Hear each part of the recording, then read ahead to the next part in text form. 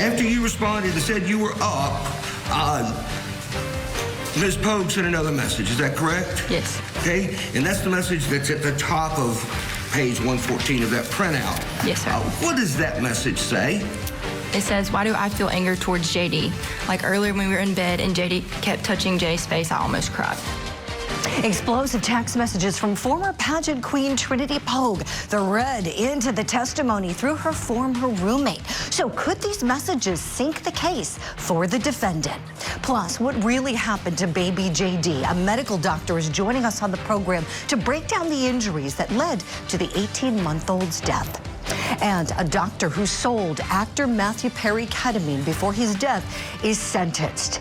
Plus, the ketamine queen's sentence is coming up soon. So we're talking about whether this is justice for the beloved Friends star.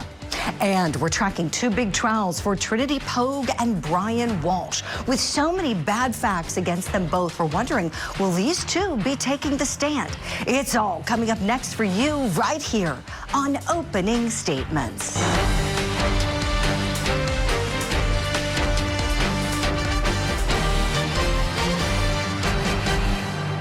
Welcome to Opening Statements, my friends. It is Thursday morning, and we are so great to have you, or so grateful to have you here. I'm Julie Grant, and we got a great show planned for you.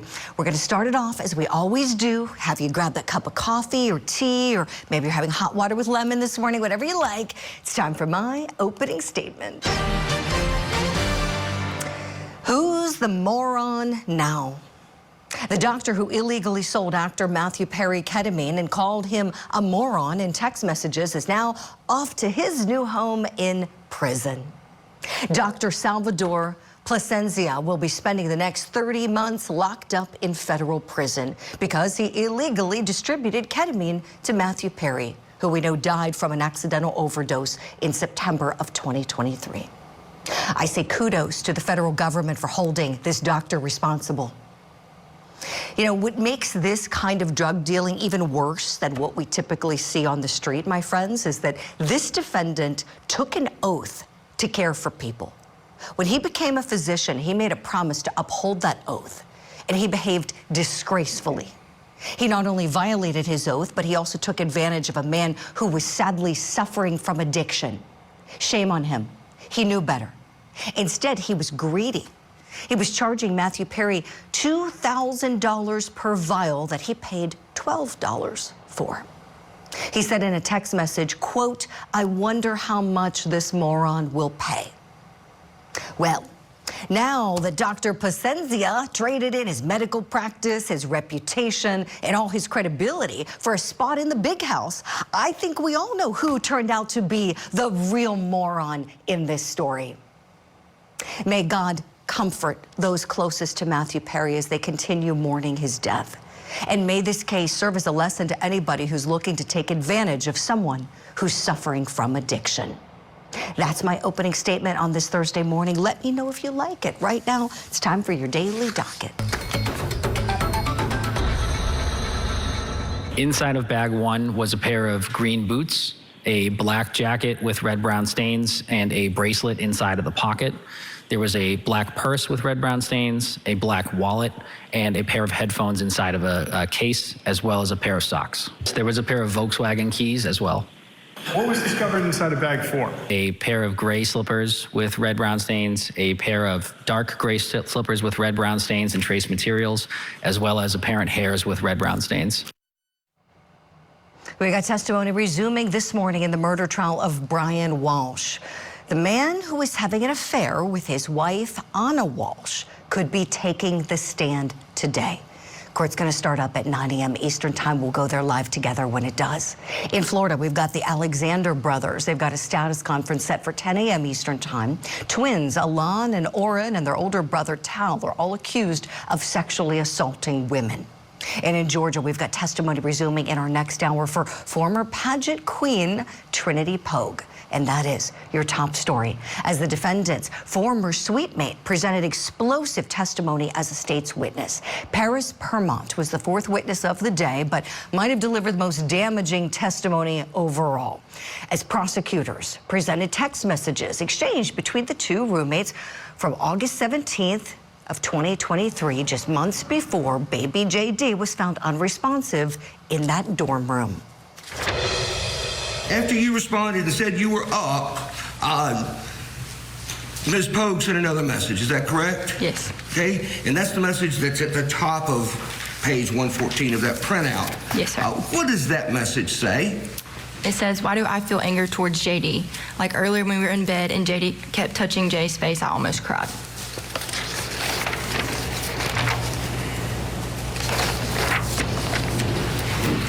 Your response to that, which came, again, just a few seconds later, and this is at the bottom of page 113. Okay. Your response to that was what? What do you mean, like you feel anger towards JD, question mark? And then her reply to you a minute later, what was what? Like, I don't know, not jealousy, but like I want to love him, but instead of loving, I just feel like angry, like want to punch him. LMFAO, OMG, that sounds so bad. So let's talk more about this case and those text messages. What did you think of them? Share with us your thoughts on social media right now. Let me bring in our power panel. In the studio with me, what a treat to have Tommy Pope here. And joining us remotely, attorney Michael J. Brown and Dr. Sue Kornbluth. Good morning to you all. All right, so let's talk about this roommate. What did she do for the case for the state of Georgia? Tommy Pope, our former prosecutor, would you start us off, please? Julie, I think really she confirmed what I'd been thinking. You know, so you've got a baby that's not yours. You've got a guy that you wish you had. And so I think when she looked at that child, she saw the other woman.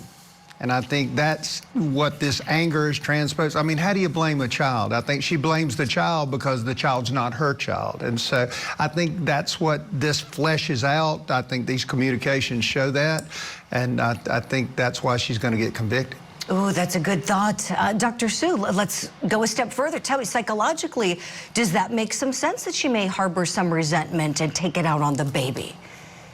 Yes, but I don't think that it's about another woman. I think it's about her being replaced by this child and that she craves so much attention from this boyfriend because she probably did not get it from her parents or whomever didn't give it to her growing up. And she wants to be number one to somebody and she's not. And so she's jealous of that connection between the two of them and possibly wants to get rid of the baby so that she can have him all to herself. Ooh, Dr. Sue, you think she was plotting this? That's interesting. Let me play another clip. This is where the roommate's reading a message that the pageant queen sent to her boyfriend, little JD's dad. I've told you from the beginning that I would always try to love JD is the same as mine, but since me and you have gotten serious, every time I see him, I just get angry at the world, and I just have a gut feeling of anger. I don't know what it is. Maybe because I'm so young, and I know if I am committed to you, then I'm committed to him. You're 24, and I'm 18, and I know that the age difference isn't much, but you have a kid, and you have more responsibilities than just spoiling me. I don't want to be your second baby mama. I wanted to be your first, but that won't ever happen, and I don't think that I can continue to be in a relationship with you and have that in the back of my mind. Oh, she wants to be baby mama number one, but that is an impossibility. Michael J. Brown, this defense team had to have been cringing a little bit yesterday. Not a good day for the defense, but overall, how concerned should they be, Michael? Good morning, everybody. I think they should be very concerned, Julie. That is a huge piece of evidence, very devastating for the defense. You know, the prosecution is pointing the finger at her, and she, the defense, is pointing the finger at the father. So there's really only two people that could be responsible for the death of this child. But those text messages and statements really just show the future of what is about to come. And those are really devastating text messages because it shows the intent, it shows the motive. You don't have to prove motive, as we know, but it goes a huge, long way for the jury to say, hey, she's one of two people that could have done this, and look at what she is saying immediately before the actual death of this child. Devastating evidence, Julie. Great points, Michael. I have another clip here. This is regarding the issue of, this is so sad, the vomit that was on little JD's jacket and why it wasn't cleaned up. Let's take a listen to what Dad said. So when you were getting in the car, when you were in the car, he threw up on you. Did anybody ask you to take the jacket so they could test to see if the child threw up on your jacket? No. If they had, would you have turned it over to them? Yes, I still have it also. Where is it? At my house. Has it ever been cleaned? No. Why? Because that's the last thing I got to remember of. It's just so devastating what's happened to this little baby. I feel like the baby didn't stand a chance. Tommy Pope, let's talk a little bit about that. So little baby JD is born, and if you're sitting at home right now wondering, oh, is it JD, is it Jackson, is it Romeo? Guess what? This baby had so many different names as he was passed around all over the place. Legal name Romeo Angeles. Mom had him, then goes off to Mexico. Dad's raising him. Dad thinks his name is Jackson. He's passing him off to his sister because he's working, and to Miss Congeniality as well, because he's busy working, trying to provide for the child and for his other family members, as I understand it.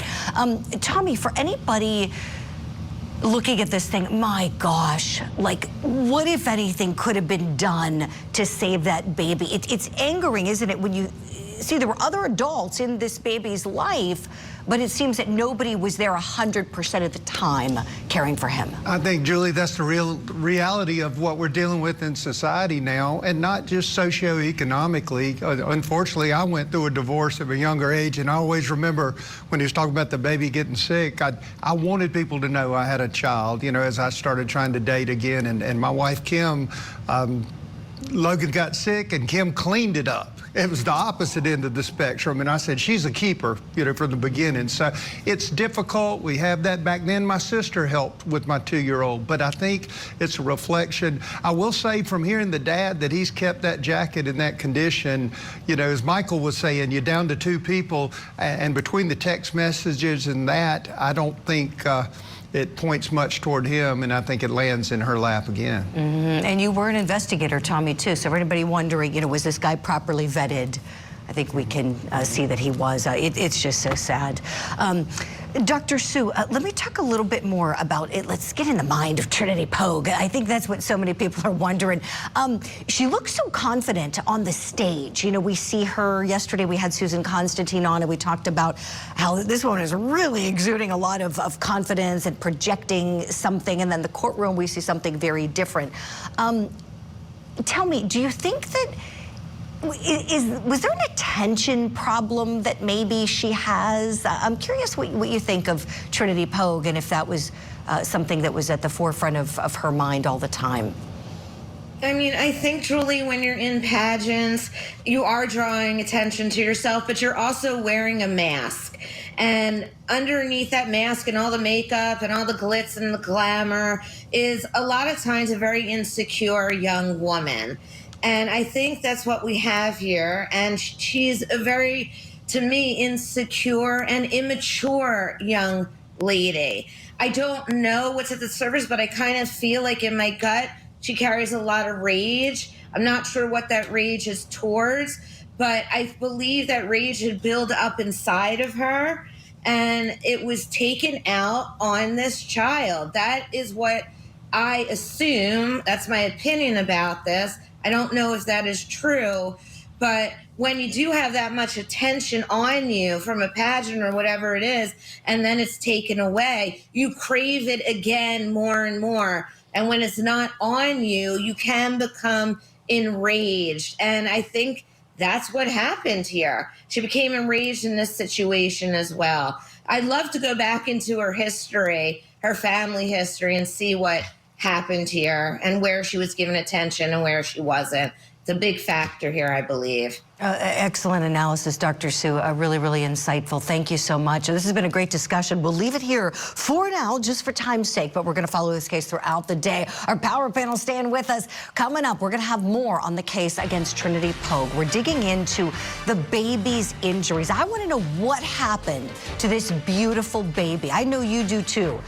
Stay with me. We've got a medical expert joining us live. Plus, these defendants took advantage of Mr. Perry's addiction issues to enrich themselves. These defendants were more interested in profiting off Mr. Perry than caring for his well-being. And we have new developments in the death of beloved actor Matthew Perry. That's what's trending in true crime. A doctor's behind bars and the ketamine queen has yet to be sentenced. We'll talk about whether this is justice for the Friends star.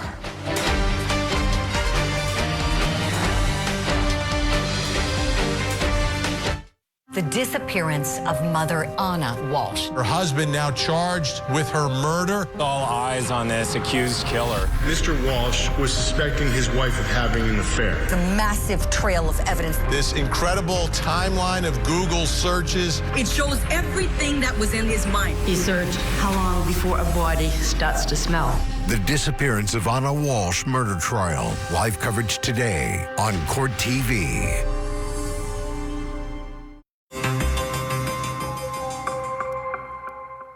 As a doctor, defendant Placentia knew full well the danger of what he was doing. In fact, on one occasion, he injected Mr. Perry with ketamine, and he saw Mr. Perry freeze up and his blood pressure spike. Despite that, he left additional vials of ketamine for defendant Iwamasa to administer to Mr. Perry. Of course, defendant Iwamasa had no medical training to speak of. The death of Friends star Matthew Perry is what's trending in true crime this morning, as a doctor who sold him ketamine illegally prior to his overdose is now off to prison. The judge handed down the sentence of 2.5 years for Dr. Salvador Placencia in a federal courtroom on Wednesday in California. The doctor pleaded guilty to distributing ketamine to the actor weeks before his accidental overdose death. The judge emphasized that Placencia didn't provide the ketamine that killed Perry, but told him, quote, "You and others helped Mr. Perry on the road to such an ending by continuing to feed his ketamine addiction."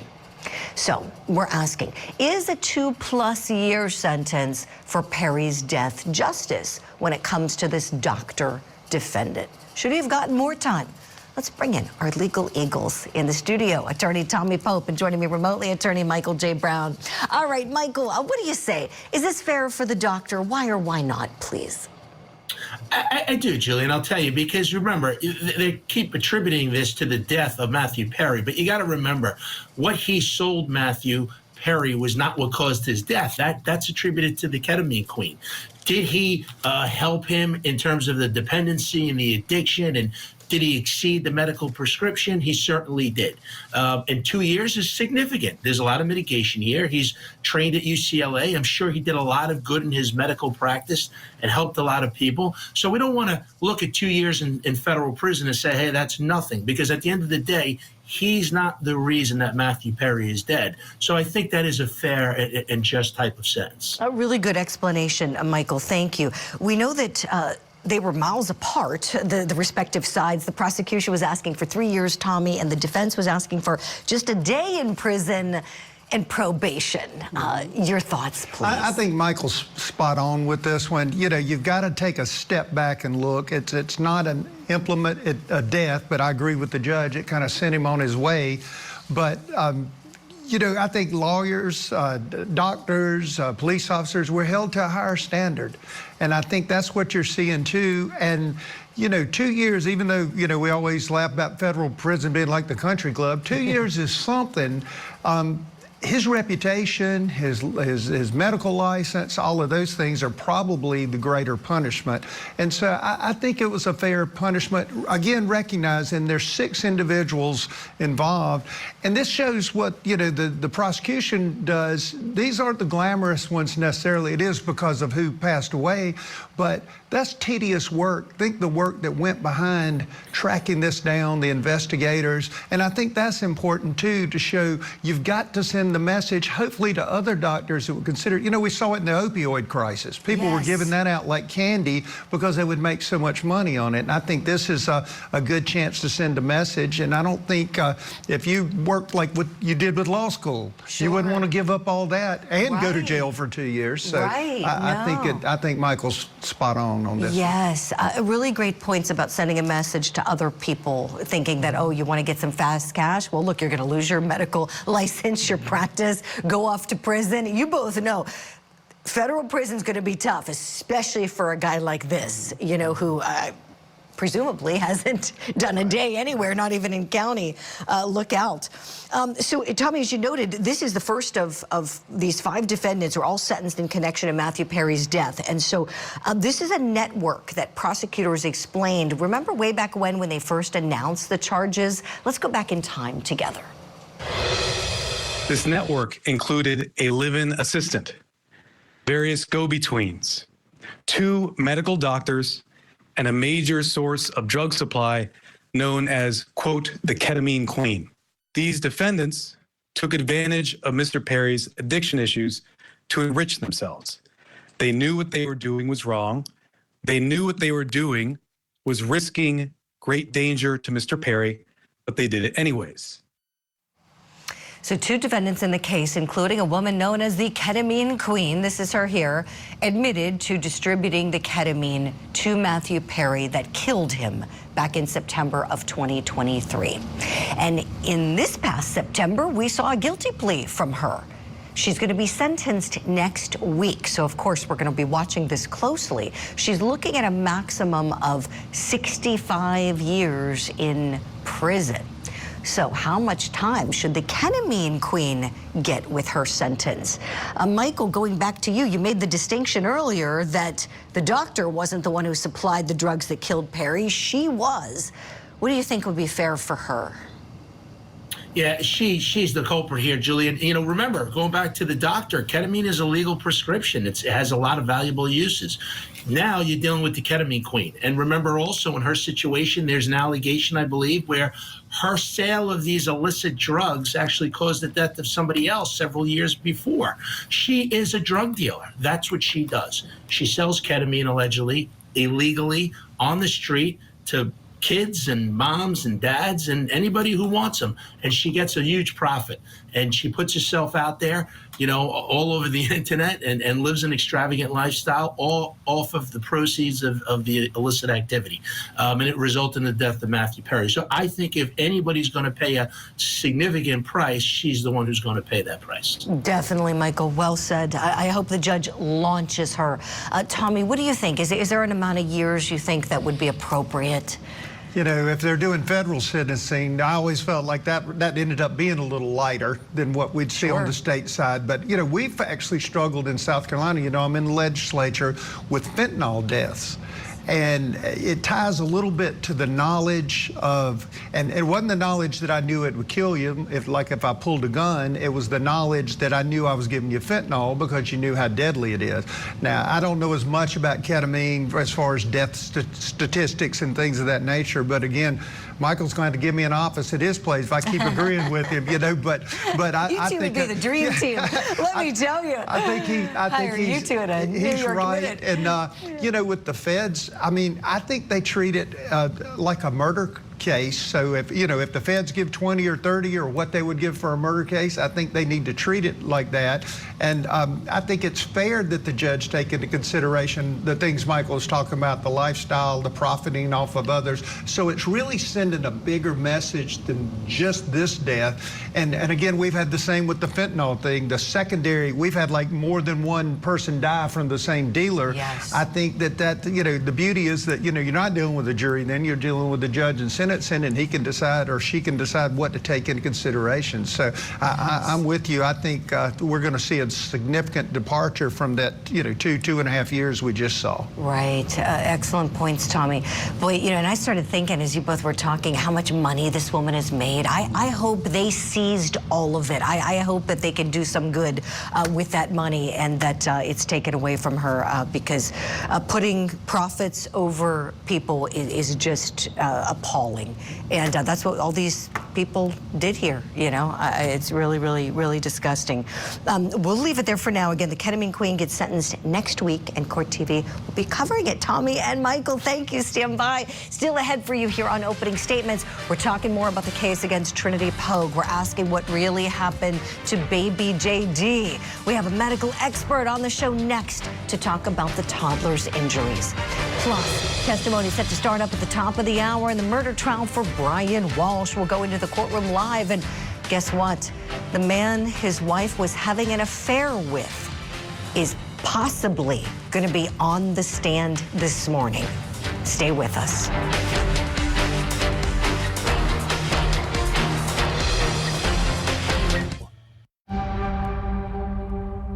Who was Romeo Angeles? It's my son. She gave him some Mountain Dew and like a Frito Dorito. It's Frito like the barbecue twisted chips. Okay. And he was sitting there eating them. She had them in her hands. It's like he's limp. I don't know what happened. So I threw the pizza, dropped it, and grabbed him and took off. This morning, we're shining our spotlight on the 18-month-old boy at the center of the pageant queen murder trial. And we're talking about just how this baby might have died. Little baby JD was found unresponsive in the dorm room of the defendant, Trinity Poague. Now, Poague was in a relationship with baby JD's dad, Justin Williams. And we saw Williams testify that his son was fine when he left to go pick up a pizza. And then when he came back, the baby was limp and unresponsive. That was just a 30-minute window of time where something happened, according to Williams. So what killed this beautiful angel? Let's listen to what the ER physician who treated baby JD had to say. I don't think there was a odd problem or chronic disease that killed him. What killed him? What did he die from?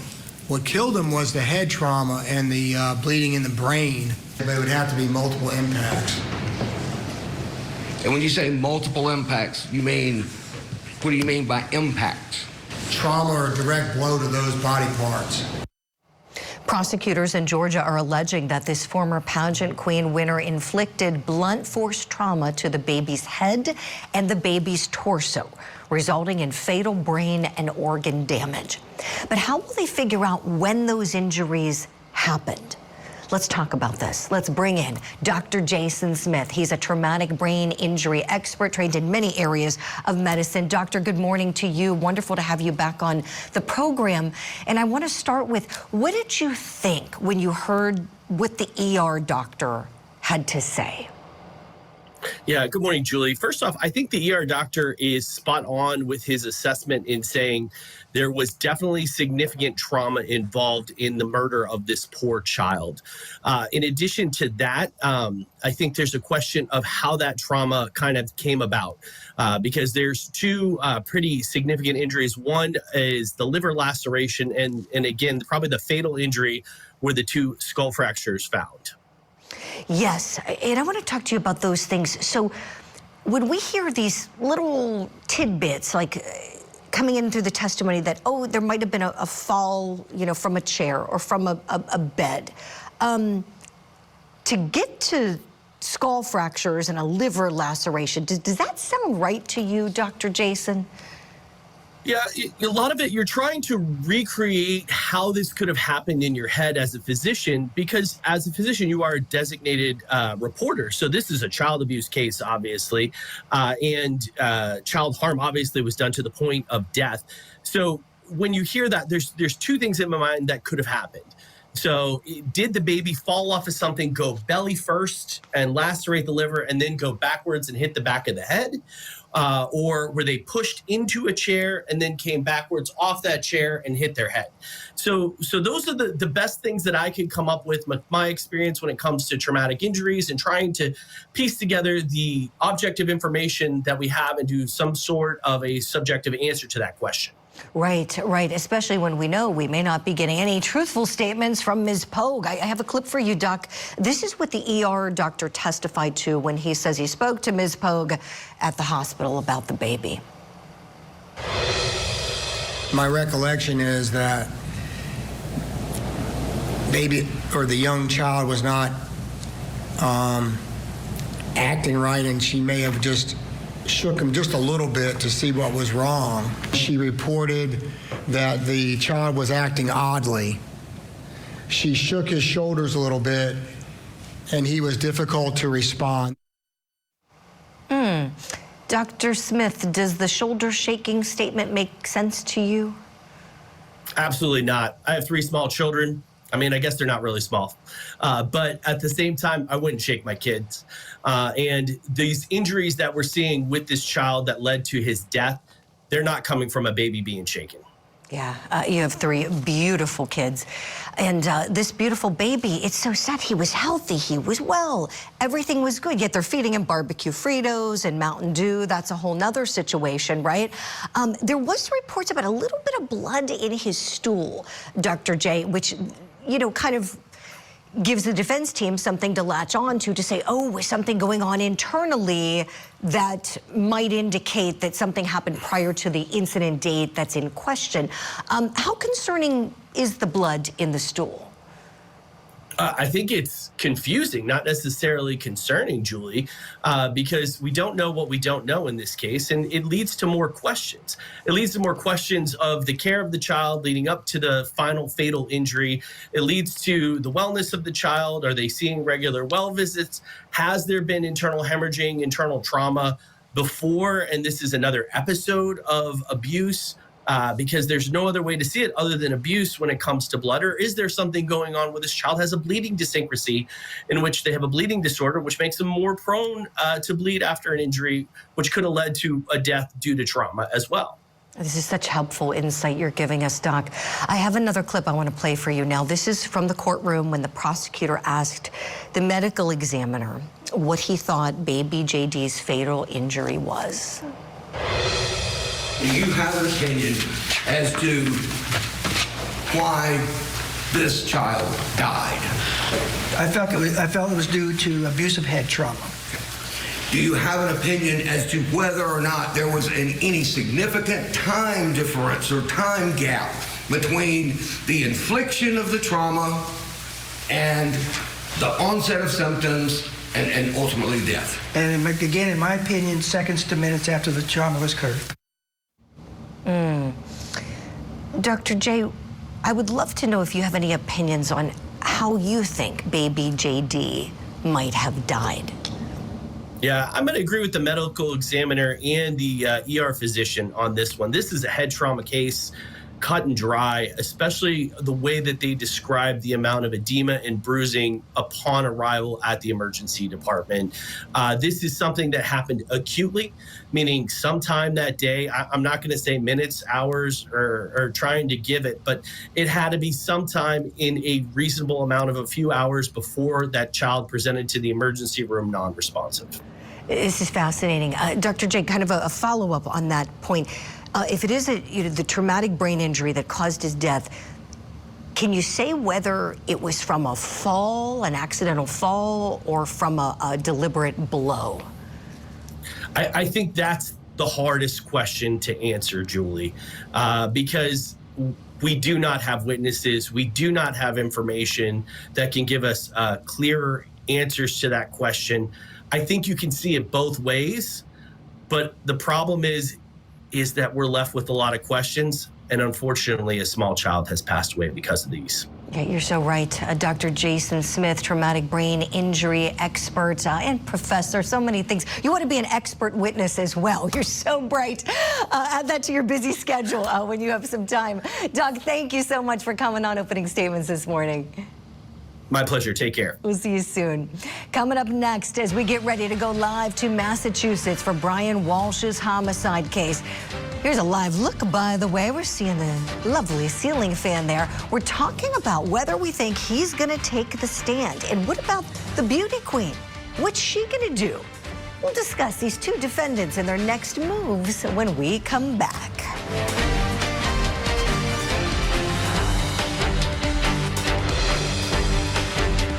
The disappearance of mother Anna Walshe. Her husband now charged with her murder. All eyes on this accused killer. Mr. Walshe was suspecting his wife of having an affair. The massive trail of evidence. This incredible timeline of Google searches. It shows everything that was in his mind. He searched how long before a body starts to smell. The disappearance of Anna Walshe murder trial. Live coverage today on Court TV.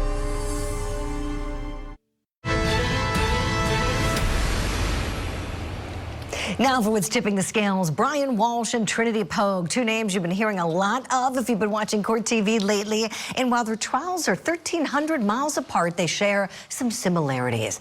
Both are in high-profile cases right now. Both of them have very large, looming questions presented in their trials. And we're wondering, the answer to the biggest question, should these two testify? And will they? You know, different answers perhaps. Should they? Will they? Let's tackle these questions with our legal eagles attorneys, Tommy Pope and Michael J. Brown. Speaking of high profile, I got you two this morning. All right, so let's start with the should they first, and then we'll go to the will they. All right, Tommy, starting with Brian Walshe, should he testify? I think he's got nothing to lose. He's talked so darn much. I think he probably will. To, you know, again, I don't know, you know, with their strategy, we talked about it the other day, what's he got to lose now with this unique, I cut up the body thing. Now, I don't know how convincing he could be that, you know, either I could go buy a bunch of stuff and some saws and things, or I could call 911. That's an interesting balance, you know, that he had there. And so I think there's a decent chance we will see him. Appreciate it. Michael J. Brown. Brian Walshe, should he testify? Well, Julia, I think Tommy's right on the mark. And I think what the defense did in this particular case, they kind of set up his testimony, because what they did is they admitted to certain things, the disposing of the body, not informing the police. And I think that's going to transition to him taking the stand and saying, hey, guys, I admitted to what I did wrong, but I'm not admitting to the murder because I didn't do it. And then he'll explain all these internet searches and the incident itself, and try to gain credibility because he admitted to certain crimes, but I'm not admitting to this because I am not guilty. So I think it set it up. Yeah, appreciate it. I'm glad you mentioned the internet searches too, Michael. Let's take a listen back to some of what he searched. How to dismember a body, Google search. What is the date and time? January 2nd, 2023, 12:27:43 p.m. What is the title on page 730, record 2626? Hacksaw, the best tool for dismembering a body. Can you be charged with murder without a body? Google search. Disposing of a body in the trash, Google search. Best divorce strategies for men, Yahoo search results. Best state to divorce for a man, Google search. Oof. He's gonna have a lot of explaining to do if he gets up there.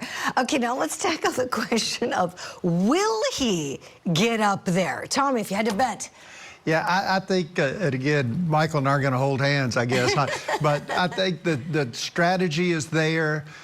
He's got nothing to lose. I will tell you, as a prosecutor, I would love the opportunity. I mean, the biggest thing I'd worry about is boring the jury with redundancy. You know, so let me get straight. When you told them this, you were lying. When you told them that, you were lying. You know, you'd never get, you know, so, but we're supposed to believe you now. You know, I think I credit his defense, as I told you the other day, with coming up with this plea and this theory for what seemed to be almost a slam dunk from the prosecution side. So I think, as Michael just said, I think he'll have to play it on out, and he's got to deliver the final. And I think, again, what they're shooting for is a lesser sentence, because, you know, whether dismembered bodies or killing people, you know, that's pretty stout regardless, you know. It really is. I love the point you made about the defense attorneys. I am loving that they are excellent.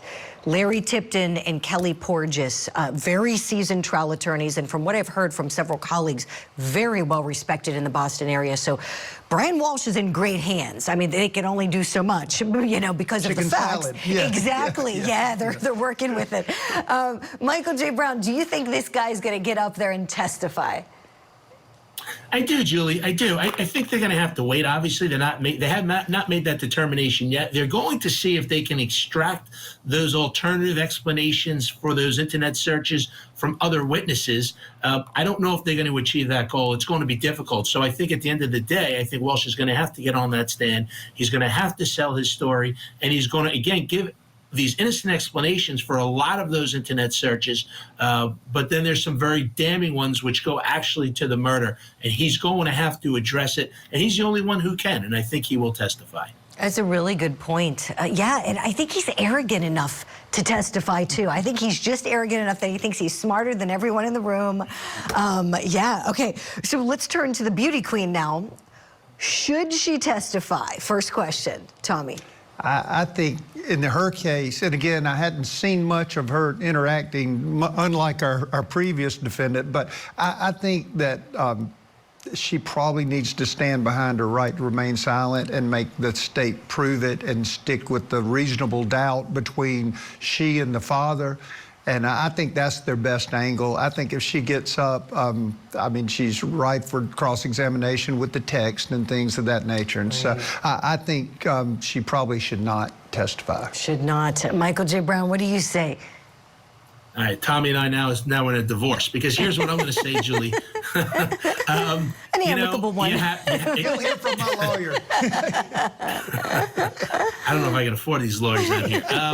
So what I'm going to say is, we went back to the earlier segment, which is there's only two people that are responsible for this murder. It's either the father or it's her. And the father did a pretty good job, and he showed he loves his kid, and that really went uncontroverted. And you have, in my opinion, these very, very damning statements and text messages that she made to her roommate. And the only way for anybody to kind of explain that is for her to take the stand. It's a dangerous situation because she's a young girl. She's 18 or 19, and she's not a seasoned police officer or a detective. But I think really the only option she has is to take that stand. Great points. What I would wonder about if I was her attorney, I would want to have a really honest conversation with her about, her pageant work and preparation for interviewing, because we know that's not easy. I mean, look, it's going to be really hard to get up in front of a crowd, a live audience and answer questions off the cuff. And we know testifying is a nerve-wracking experience. I kind of wonder how she feels, if she feels as confident as she looks in those videos. Okay, let's get a quick little prediction. So will we see it with the beauty queen? And friends at home, feel free to give us your predictions on social media. Tell us. Tommy, what do you say? If her defense attorney explains it like I just heard it, she probably will. I think she's going to, the best thing she could do is talk about the frustration, and that's why she did the text, not why she hurt the child. But, we've all been frustrated when the baby won't quit crying or whatever the case may be, but change that to that's why I was saying those things. That's not what I did. Right. Maybe I said it, but I didn't mean it literally. Right. Michael, what do you think? You think she'll testify? Yeah, she's taking that stand, Julie. She's been the center of attention. She loves taking the stage. She's been in this beauty pageant. And it seems like the murder, if she is the one who committed it, is actually because she wasn't being the focal point and the center of attention. So I think she will take it. She wants to take it. She thinks she's going to woo that jury. Prosecutor's going to have a field day. We're looking forward to that testimony. Oh, definitely. Really solid predictions you guys are giving us. After this conversation, I'm thinking we're going to see two defendants taking the stand. I really do. I think as we talk through it, you think about, look, what's the alternative? They're in these positions, like you may roll the dice. They're in positions to explain. There's no one else who's going to be able to give contradictory testimony. She's the only one in the room. And we know that Anna Walshe, sadly, is no longer with us. Her lover is supposedly going to be on the stand today, maybe this morning. So we're going to be watching that together. What a great show this has been. Tommy, you're going to be staying with us for Court TV Live. We got you today at the network. We're so happy about that. Michael J. Brown, go win some cases. We got to let you go off to court. It's been such a pleasure. Thank you so very much. And thank you at home for being with us for opening statements this Thursday. If you like the show, watch it again. Tell your friends about it. We're here every weekday morning for you at 8 a.m. Eastern time to get you ready for trial.